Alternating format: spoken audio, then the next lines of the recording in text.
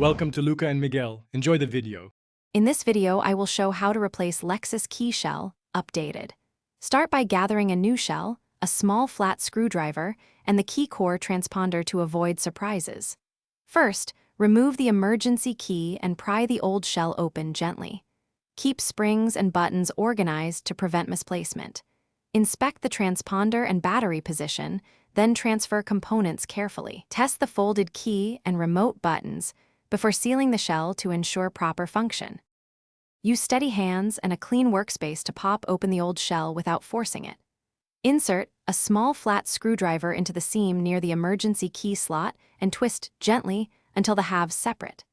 Carefully lift out the rubber buttons and tiny springs, placing each item in order to ease reassembly. Keep the transponder and battery accessible, but avoid touching battery terminals with metal tools to prevent shorting or damage. Set the new shell face down and align the transponder into its cavity, ensuring the orientation matches the old shell. Fit the rubber buttons and tiny springs into their slots, pressing each gently so they sit flush.